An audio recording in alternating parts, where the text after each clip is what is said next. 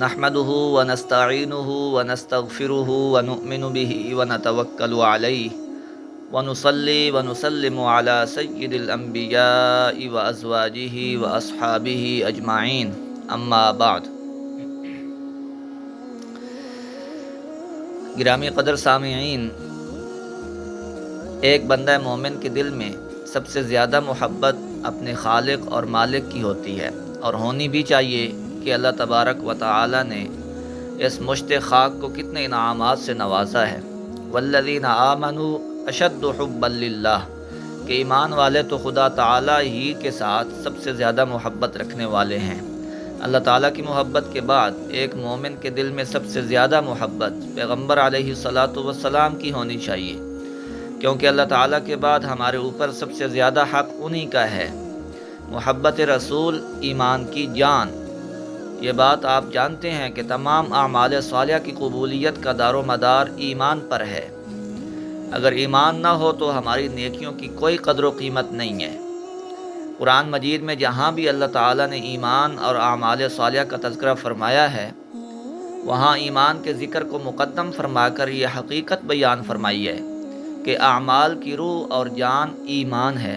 مشرکین مکہ کے نیک اعمال اس لیے ضائع اور برباد ہوئے کہ ان کے اندر ایمان کی روح نہیں تھی۔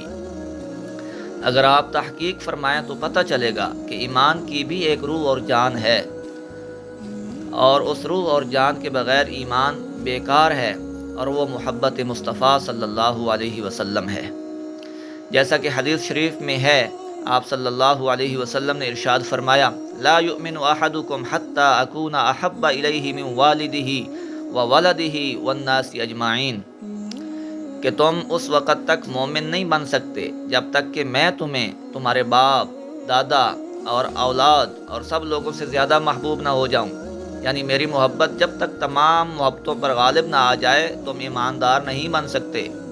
گویا آپ صلی اللہ علیہ وسلم کی محبت ایمان کی بھی روح اور جان ہے۔ جس طرح ایمان کے بغیر اعمال صالحہ کی کوئی قدر و قیمت نہیں، سیم اسی طرح آپ صلی اللہ علیہ وسلم کی محبت کے بغیر ایمان کی بھی کوئی قدر و قیمت نہیں ہے۔ ایک اور حدیث میں آپ صلی اللہ علیہ وسلم نے ارشاد فرمایا، ثلاث من کن فیہ وجد بہن حلاوت الایمان، کہ تین چیزیں جس کے اندر آ جائیں اس نے ایمان کا مزہ اور مٹھاس چکھ لی۔ نمبر 1، ان یکون اللہ ورسولہ احب الیہ مما سواہما، کہ اللہ تعالیٰ اور اس کے رسول اس کے لیے باقی سب سے زیادہ محبوب ہو جائیں۔ نمبر 2، وان تحب المرء لا یحبہ الا اللہ، کہ کسی آدمی سے محبت کرے تو صرف اللہ کے لیے کرے۔ اور نمبر 3، وان تکرہ ان یعود فی الکفر بعد ان انقذہ اللہ منہ کما یکرہ ان تقذف فی النار، کہ ایمان لانے کے بعد کفر کرنا اس کے لیے ایسا ہی مبغوض اور ناپسندیدہ ہو جائے جس طرح آگ میں جل جانا ناپسندیدہ ہوتا ہے۔ اس حدیث شریف سے بھی یہی بات ثابت ہوتی ہے کہ ایمان ملتا ہی اس وقت ہے جب اللہ تعالیٰ اور اس کے رسول سے کامل محبت ہو جائے۔